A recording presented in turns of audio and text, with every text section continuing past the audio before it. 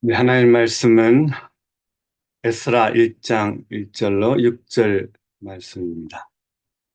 제가 봉독합니다. 바사왕 고레스 원년에 여호와께서 예레미야의 입을 통하여 하신 말씀을 이루게 하시려고 바사왕 고레스의 마음을 감동시키시며 그가 온 나라에 공포도 하고 조수도 내려 이르되 바사왕 고레스는 말하노니 하늘의 하나님 여호와께서 세상 모든 나라를 내게 주셨고 나에게 명령하사 유다 예루살렘에 성전을 건축하라 하셨나니 이스라엘의 하나님은 참 신이시라. 너희 중에 그의 백성된 자는 다 유다 예루살렘으로 올라가서 이스라엘의 하나님 여호와의 성전을 건축하라. 그는 예루살렘에 계신 하나님이시라. 그 남아있는 백성이 어느 곳에 머물러 살든지 그곳 사람들이 마땅히 은과 금과 그 밖의 물건과 짐승으로 도와주고 그 외에도 예루살렘에 세울 하나님의 성전을 위하여 예물을 기쁘게 드릴지니라 하였다. 이에 유다와 베냐민 족장들과 제사장들과 레위 사람들과 그 마음이 하나님께 감동을 받고 올라가서 예루살렘의 여호와의 성전을 건축하고자 하는 자가 다 일어나니 그 사면 사람들이 은그릇과 금과 물품들과 짐승과 물로 돕고 그 외에도 예물을 기쁘게 드렸더라.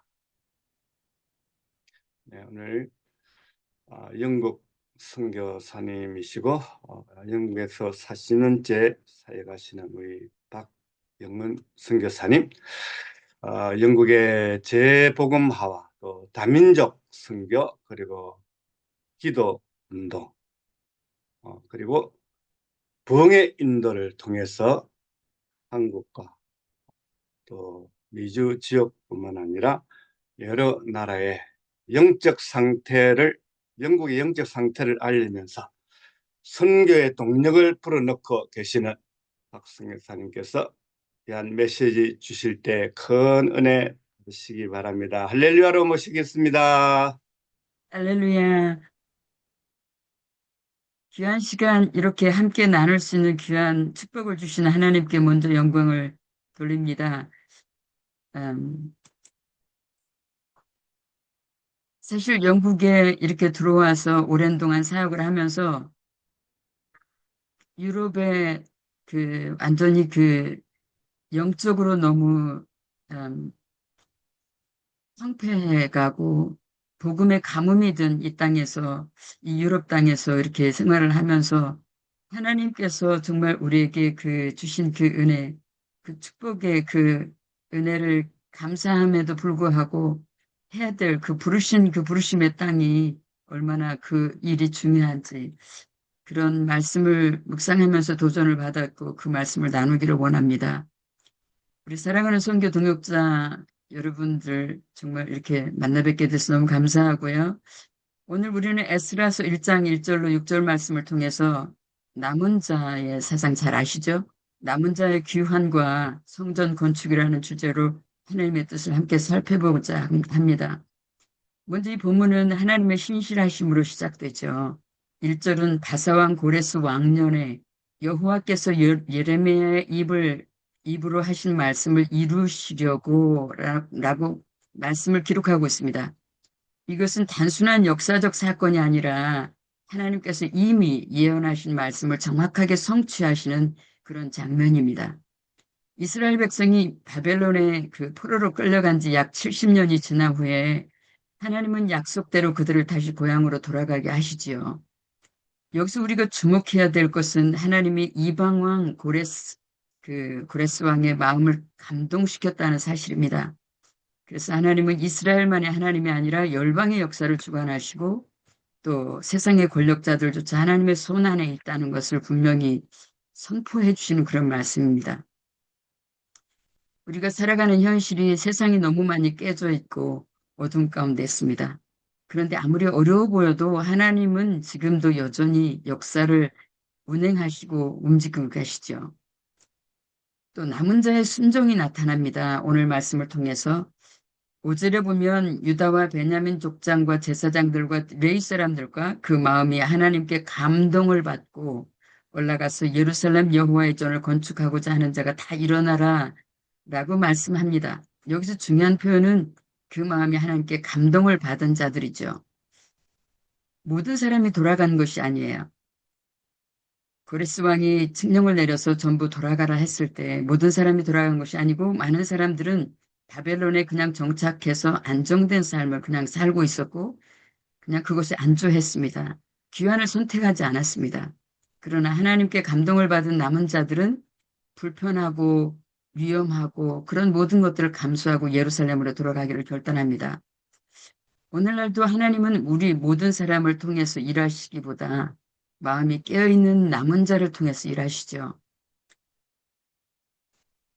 사랑하는 성교 동역자 여러분들, 언제나 남은 자의 결단으로, 우리의 신앙은 언제나 남은 자의 결단으로 이어집니다. 하나님께서 우리의 마음을 감동시키실 때 우리는 평안함을 내려놓고 하나님의 뜻에 순종해야 합니다. 지금 우리의 어떤 상황도 사실 그렇게 편치는 않습니다. 지금 전쟁의 소문이 계속 있고요. 특별히 러시아와 우크라이나의 그 전쟁이 일어나서 저희들이 힘들고 어려운 그런 마음이었는데 또 이스라엘과 이란이 또 이렇게 전쟁을 하면서 중동에 지금 불을 붙이지 않나 하는 그런 위험 가운데 있고 그런 위험의 신호를 저희들이 받고 좀 어려워하는 그런 상황이죠. 사실 그렇게 편한 그 시간은 아닙니다. 그러나 우리는 하나님의 부르심을 따라서 내 나라 내 가족을 떠나서 지금 부르심의 자리에 있습니다. 그렇다면 그 부르심에 응답하는 것이 바로 우리의 사명입니다. 그 사명의 자리는 우리가 서 있는 자리에서 하나님의 약속을 붙잡고 성취하실 하나님께 부르짖는 광야에 외치는 소리로 현지의 상황을 리포트하는 리포트로 그렇게 서서 외치며 십자가의 삶을 살아내야 하는 것이죠. 저희들이 사순절도 지납니다. 지금 가장 중요한 것은 주님의 몸 된 성전을 재건축하는 그런 사명이 오늘의 우리의 사명이 아닐까 하는 그런 마음에 저는 믿음의 확신이 듭니다. 성전 건축을 향한 공동체적 헌신입니다. 6절에 보면 주변 사람들이 은과 금과 물품 그리고 짐승들을 도와주었다고 기록되어 있습니다. 돌아가지 않는 사람들조차도 하나님의 일을 위해 기꺼이 물질로 섬겼습니다. 성전 건축은 단순한 건물이 아니라 하나님의 임재 회복을 의미하죠. 무너진 예배를 다시 세우는 일입니다. 하나님의 거룩한 성전이 잘못된 오염된 그런 성전의 형태로 있습니다. 그것을 회복하는 일이죠. 그래서 공동체 전체의 헌신으로 이루어졌고 그것이 바로 우리에게 오늘도 동일한 원리로 적용합니다. 저는 영국에 들어와서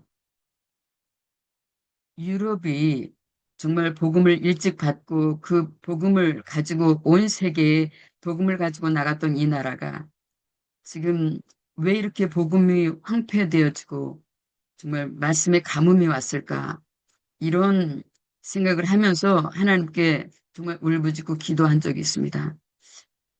알다시피 영국은 지금 교회가 템플로 변해가고 있고요.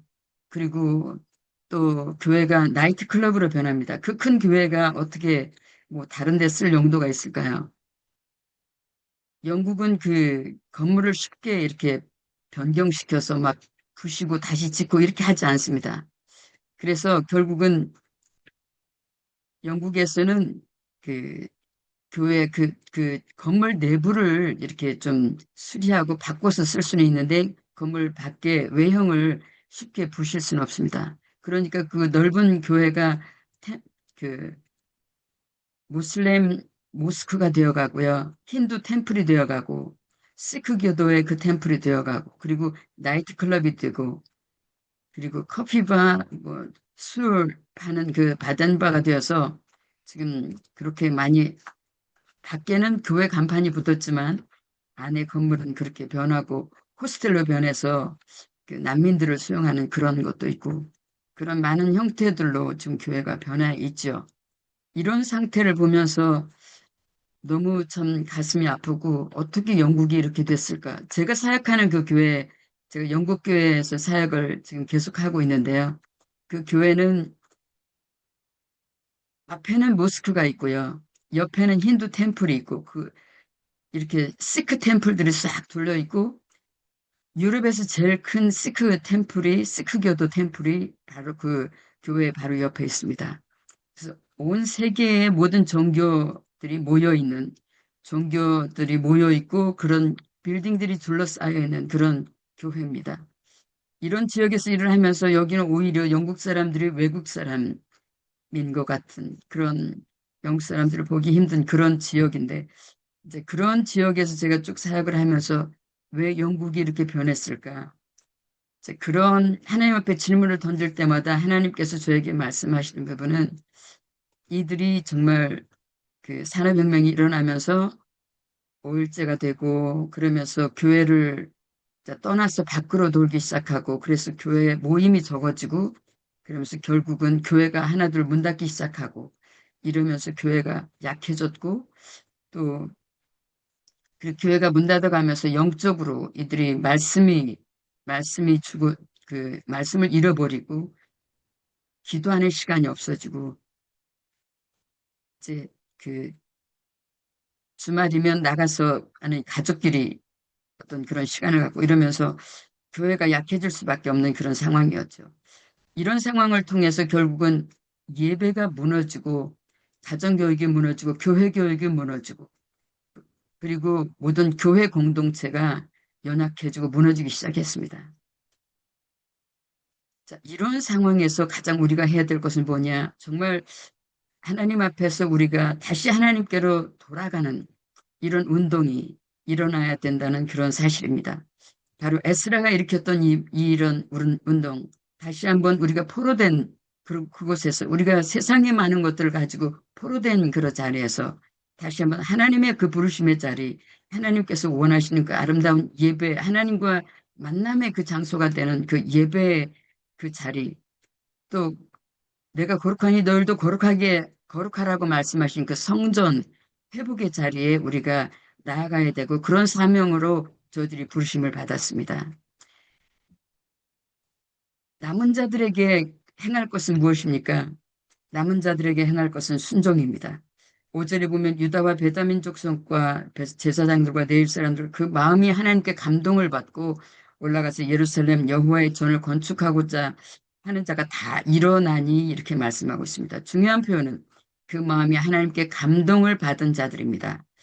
그냥 뭐 여러 사람들이 그냥 뒤섞여서 아무나 간 게 아니고 마음의 감동을 받고 성전의 귀함을 알고 하나님의 그 만남을 사모하면서 성전을 회복하고자 하는 그 열정을 가지고 감동이 있는 자들이 돌아갔다는 겁니다. 회복의 역사는 순종을 통해 구체화됩니다. 남은 자들은 단순히 감동만 받은 것이 아닙니다. 실제로 일어나고 떠나고 행동했습니다.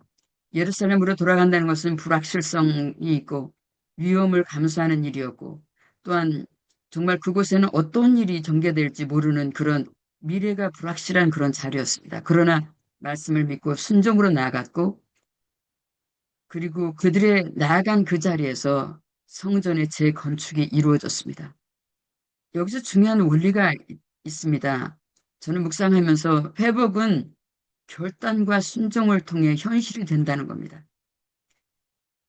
우리도 마찬가지입니다. 개인적인 삶이나 우리 믿음의 삶이나 또한 우리가 지금 각각 부르신 그 현장에 있는 그 삶의 자리에서 마음의 감동만으로는 변화가 일어나지 않습니다.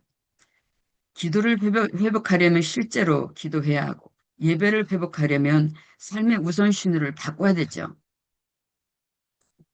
사실 목회자이면서도 기도하는 시간이 적고 말씀을 묵상하는 시간이 적은 것들을 많이 느끼죠. 하나님 우리에게 말씀하십니다. 일어나라. 그리고 돌아와라 하고 말씀하십니다. 하나님은 회복의 하나님께서 원하시는 그 회복의 그, 원하시는 그 하나님의 그 비전과 꿈은 우리 공동체적으로 일어나요. 6절에 보시면 주변 사람들이 금과 은과 물품을 가지고 도와줍니다. 여기서 우리는 회복의 또 다른 특징을 보는데요. 하나님의 일은 공동체적으로 이루어져요. 우리 선교사님들이 지금 지난 많은 해 동안 나와서 전 세계에 흩어져서 지금 사역을 하고 있습니다. 저는 이번에 한국에 들어가서 안식년을 지나고 이렇게 하면서 또 영국에 들어와서 다시 한번 제가 있는 자리에 다시 들어왔는데, 다시 사역을 시작하면서 저는 너무 피부적으로 느낀 것이 뭐냐면, 우리 선교사들이 이제 각계전투가 아니라 이제는 같이 협력해서 연합 사역을 한다는 그런, 해야 된다는 그런 그 하나님의 음성을 들었고 또한 그런 것을 확신했습니다. 그래서 우리가 어떤 사람들은 뒤에서 밀어주고 어떤 사람들은 끌어주고 어떤 사람은 그 프론티어 라인에서 우리가 달려야 되고 하는 그런 공동체 연합의 그런 사역이 다시 한번 온 땅 우리 선교사님들이 같이 함께해서 일어나야 되지 않는가. 그 역할은 서로가 다르지만 우리는 모든 하나님의 역사에 동참하고 있는 겁니다. 그래서 우리가 정말 우리가 하는 선교, 이제는 우리가 비전들을 나누고 내가 가진 탤런트를 나누고 기능들을 가진 것들을 섬기며 우리가 서로 그 나누면서 기도하고 또 저희들이 도전할 교회들은요, 한국 가서 보니까 선교에 대한 그런 열정은 있는데 사실 선교를 구체적으로 어떻게 하는지를 많이 모르는 것 같았어요. 그래서 후원하는 교회들과 현지의 사역과 열방에 흩어져 있는 모든 선교 동역자들이 함께 협력하고 그리고 선교지의 재부흥과 잃어버린 영혼들을 주께 인도하는 그 사역을 함으로써 이제 주님의 마지막 때 성전 재건축을 해야 될 그런 사명이 바로 우리에게 있다 하는 것입니다. 그 회복의 중심은 곧 예배의 회복이죠.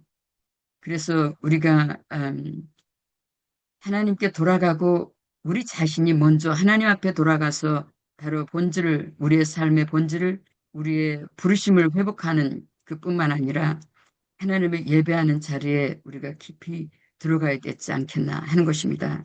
하나님과 관계 회복의 자리입니다. 하나님께서 이루시는 회복의 핵심은 예배 회복이요. 환경이 회복되는 것보다 더 중요한 것이 하나님과의 관계 회복입니다. 그래서 우리 삶 속에서 가장 먼저 회복돼야 할 것이 무엇입니까? 바로 예배죠. 말씀의 부흥이 일어나야 합니다. 다시 한번 저희들이 먼저 말씀을 묵상하고 말씀을 저희들이 다이제스트해서 그 말씀을 열심히 선포하고 그 말씀의 부흥이 일어날 수 있는 그런 우리의 사역이 되어져야 된다고 저는 믿습니다. 그래서 예배가 살아나면 생명이 일어나고 가정이 살아나고 사명이 회복되고 그래서 우리 선교 동역자님들은 하나님은 오늘도 그의 백성을 부르시고 계십니다. 무너진 예배를 회복하고 무너진 공동체를 다시 세우고 잃어버린 사명을 다시 우리가 확인하고 다시 일어나기를 원하십니다. 우리가 바로 그 남은 자가 이 일을 행하는 남은 자가 되어야 되는 겁니다. 열방을 하나님께로 인도하는 예배자. 예배를 통해서 하나님과 만남의 장소를 우리가 인도하고 축복의 통로가 되는 그런 사명자들이 되어야 된다는 것이죠. 편안함에 머무르지 않고 이제 저희들이 많은 분들이 보니까 이렇게 이제 은퇴하는 그런 이제 연세가 되었더라고요. 그럼에도 불구하고 선교지는 지금 위기입니다. 한국이나 미국이나 이런 곳에서 나와야 되는데 그들이 헌신하지 않습니다. 저들은 편안한 자리에 지금 안주하고 있습니다. 그 젊은이들, 정말 선교 비전을 가지고 일어나야 할 그 사람들을 어떻게 저희들이 도전하며 어떻게 그들을 선교지로 정말 이끌어 와야 되고 또한 우리가 그 부르심의 현장에서 선교지에서 지금 있는 그 자리에서 어떻게 선교의 비전으로 그들을 일으켜야 될지 우리에게 이건 오늘 우리에게 주신 하나님의 숙제입니다.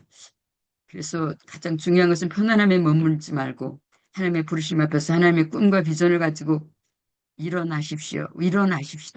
그리고 우리의 남은 삶의 여정으로 하나님의 성전을 다시 채워가고 다시 재건축해가고 그리고 또 하나님을 새 성전을 건축할 때마다 하나님의 나라가 부흥케 되는 그런 축복의 통로가 되어주는 그런 귀한 사명자가 되시기를 주님의 이름으로 축원합니다. 아멘. 특별히 영국 땅의 말씀을 잠깐 제가 영국의 사역을 말씀을 드렸지만 제가 교회 세 개를 개척을 했는데요. 두 개는 좀 약합니다. 그러나 지금 그 한 교회는 굉장히 부흥을 하고 있는 그런 상태입니다. 그래서 유색인종들이 많이 들어와 있기 때문에 그들에게 도전하고 그들이 교회 공동체로 일어날 수 있는 그런 사역도 아주 중요하고 디아스포라 사역에 대한 우리 모든 선교 동역자들이 함께해서 우리가 좀 지금 각자 있는 그 현장에서 특별히 저는 유럽에 있기 때문에 유럽의 선교를 정말 여러분들에게 정말 음, 호소합니다. 유럽을 위해서 기도해 주시고 특별히 영국은 다시 재부흥이 일어나야 됩니다. 청교도의 그 아름다운 역사 일어났던 그 현장입니다. 이곳에 다시 한번 그 청교도 그 삶의 불길이 다시 일어나는 그것을 꿈꾸면서 여러분들에게 정말 같이 우리 선교 동역자들이 손에 손잡고 같은 비전을 나누면서 하나님의 그 사랑 안에서 저들이 어디가 있든지 같이 동역할 수 있는 그런 우리 그 공동체로 다시 한번 저희들이 일어나야 된다고 저는 믿고 선포합니다. 그래서 같이 음, 남은 자가 남은 자가 되십시다. 그리고 열방을 하나님께 예배하는 자로 회복시키는 사명자들이 되십시다. 그리고 다시 한번 우리가 온 세계에 하나님의 그 생명의 복음을 전하는 아름다운 축복의 통로로서 정말 하나님의 말씀을 성취하는 아름다운 동역자들이 되시기를 원합니다. 우리 성교사님들을 축복합니다. 감사합니다. 기도하겠습니다.